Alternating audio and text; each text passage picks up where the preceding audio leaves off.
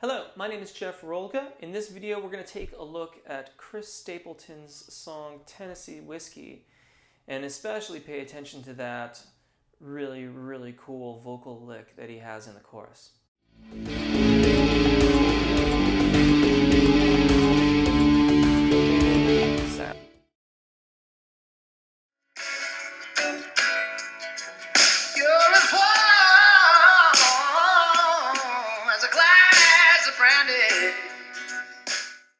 First thing about this tune, and I want to start off by taking a really big overview of it, that I admire greatly about this song is that it's only two chords, A major, and then B minor, stays there, and then goes back to A major. Now, it's arguable that that is a 1-4-1 progression. However, if you look at this on guitar, when you play an A major chord, you can play it with your three fingers on those strings. Or if you lay your finger across them like this, which is admittedly a little bit less precise, then these fingers, the middle finger and the ring finger, can actually do that ornamentation. And it's a very common way to kind of dress up that A major chord. From the very beginning of this tune, the balance of his voice is just lovely. Now, I listened to a couple recordings, and the recording that I had a snippet of earlier on in this video was just one such example that you can find on YouTube. And there's live recordings, and every single time he's so beautifully balanced. It speaks very highly to how he has balanced out his voice, both above and below the secondo passaggio. The secondo passaggio is the break. So he's got really good back and forth across that. He's very balanced, he's very agile.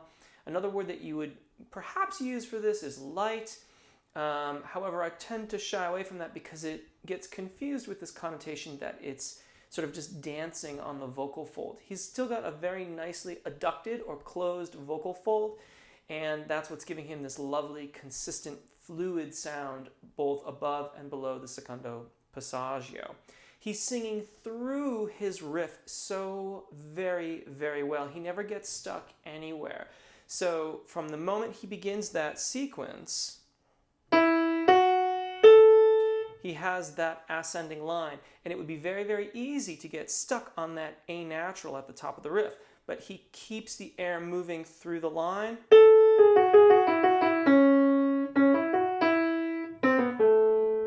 all the way to the very end of the riff.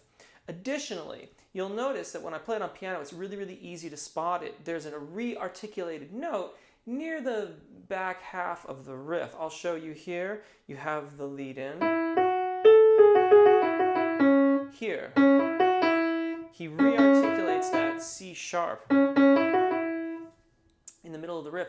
This is one of those rare instances. In my glottal attack video, I mentioned this. This is one of those rare instances where a small little glottal stroke can help to give the line a little bit of definition so that your listeners don't get lost. To top it all off, he throws in this amazing minor third blue note. And that's just gorgeous. It's just a gorgeous way to end this beautifully diatonic line. It's all in the key of A major up to that point.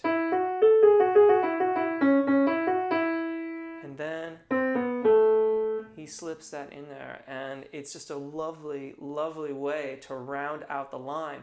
The tune, if you listen to the whole tune, it has this very bluesy kind of feel to it without being a blues tune. Blues typically 1-4-1, 1-5-4-1, and then a turnaround of some kind. Those would be the chord changes in Roman numerals. But he doesn't do that. It's A major and B minor, and it shuffles back and forth between the two, and he just sells it like in a very wonderful way. Now, if you want to sing that lick, there's a process to learning it so that you can get it as agile and balanced. And even if you don't want to do the tune, it's a really great practice, and I'm going to show it to you now. Big takeaways for the practice: slow it down, take it down, break it down. And all of those things are relative to your individual skill set. Slow it down.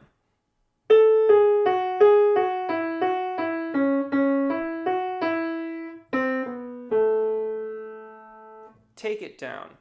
This requires being able to play it in a different key.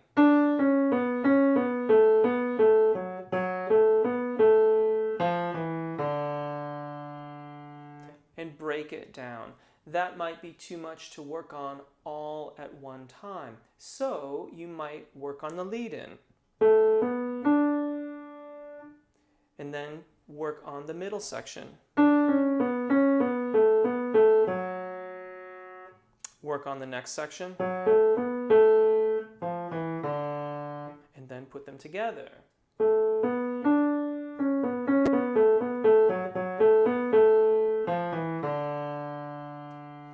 You can start with a lip trill.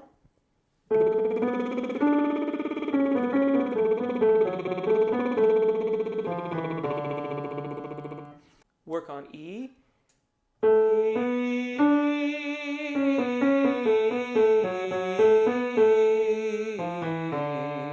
I'm still taking it really slow. I am still a perfect fifth below the performance key. We're just working through the riff, getting it into our ear so that we can then begin the process of speeding it up and moving it up towards the original key area. Finally, continue working on the vowel from the lyric is warm. That's the vowel that all these melismas are sung on.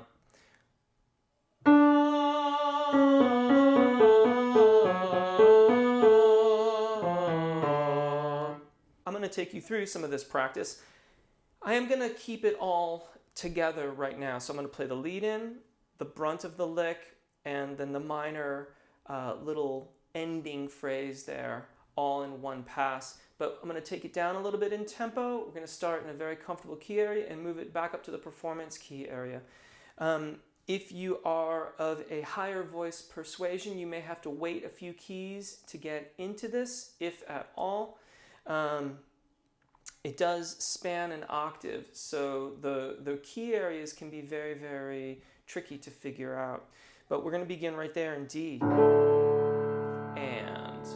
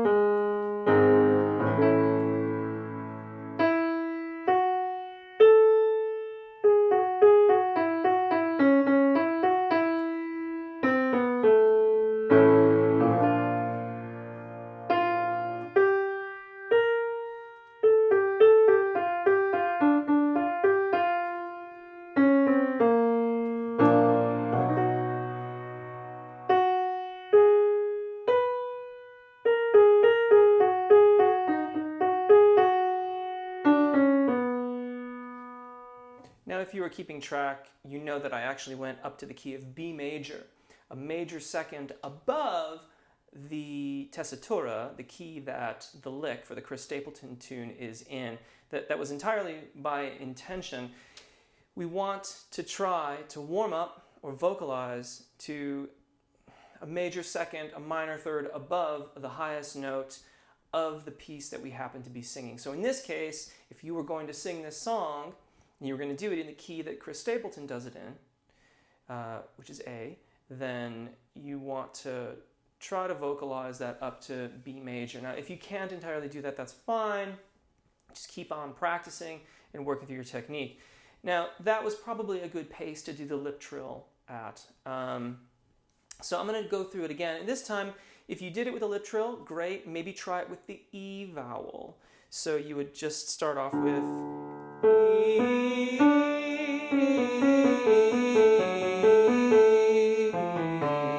And I'm going to go a little bit faster here just to facilitate getting things moving. If this is too much for right now, just come back to it when you're ready to work on it some more. So let's begin right there. And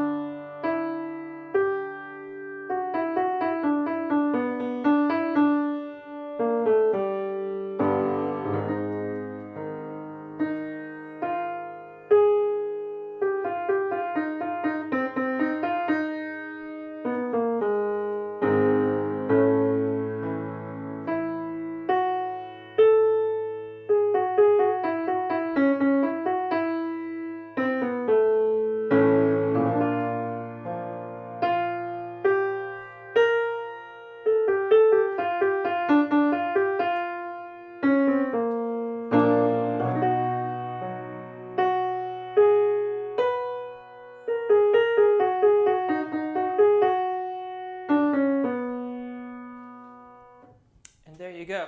That is actually, it's getting close to the performance tempo. It's still got a little ways to go there, but that will really, really get you started.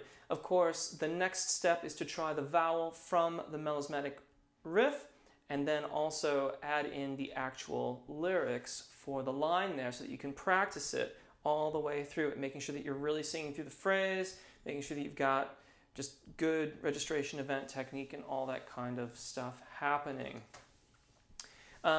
That's how we work through these things. That's how we learn them. It's kind of a long process to start with, but with a little bit of practice, and after you've gone through a few licks like this, they get easier and easier and easier. So you won't have to necessarily go through every single step each time you learn a new lick or a new riff from a song. But if you find that there's a riff that you really, really want to sing, then this process will still be there and it will help you to work through those tunes. I felt like I needed a new tagline for these videos, and so what I'm going to say to you now is not only to take really good care of your voices, enjoy singing, and hopefully I'll see you again, but sometimes it's good to know how the sausage is made. And this is how we do it. Thank you so much for watching. Take really good care of your voices, enjoy singing, and hopefully we'll see you again. Bye.